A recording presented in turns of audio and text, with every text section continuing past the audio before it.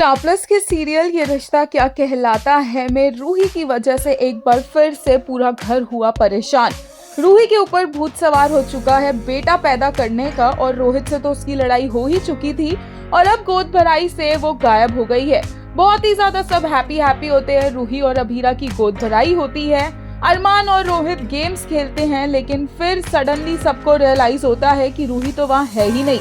रोहित सबको रूही के गायब होने का रीजन बताता है और वो बोलता है कि रूही किसी बाबा के पास गई है अपने बच्चे का जेंडर पूछने के लिए। अरमान और अभीरा ये सुनकर हैरान रह जाते हैं। अभीरा सबको बहुत सुनाती है। अरमान बोलता है कि कभी भी रूही बच्चों में फर्क नहीं कर सकती और लड़का हो या लड़की इससे उसे कोई फर्क नहीं पड़ेगा, ये वो बहुत अच्छे से जानता है। बट ये जो समाज है वो रूही के दिमाग में ऐसी बातें भर रहा है। अभीरा बोलती है कि इस सोसाइटी में ऑलरेडी इतनी ज्यादा प्रॉब्लम्स हैं। ऑलरेडी एक माँ बनने वाली औरत कितनी कॉम्प्लिकेशन से, कितने मेंटल और फिजिकल स्ट्रेस से गुजर रही होती है, और उसके ऊपर से इस तरह की जो सोसाइटी है वो उस पर और प्रेशर डालती है। उस पर इस बात का प्रेशर डाला जाता है कि वो एक लड़के को जन्म दे।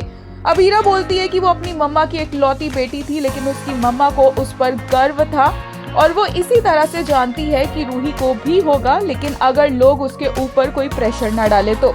अरमान बोलता है कि अभीरा यहाँ पर काम डाउन हो जाए क्योंकि उसकी तबीयत खराब होने लगती है इतना बोलकर। फिर अरमान और रोहित निकलने लगते हैं रूही को बचाने के लिए, रूही को ढूंढने के लिए। और इतने में अभीरा अरमान का हाथ पकड़कर बोलती है कि रूही और उसके बच्चे को कुछ होना नहीं चाहिए। पीछे से घर वाले अभीरा के लिए डॉक्टर को बुलाते हैं। डॉक्टर अभीरा का चेकअप करती हैं। इससे पहले वो कुछ बोल सके कि अभीरा को क्या हुआ है, उसका बीपी चेक कर रही होती है कि तभी विद्या के पास फोन आता है रोहित का, और रोहित बताता है कि रूही का एक्सीडेंट हो गया है।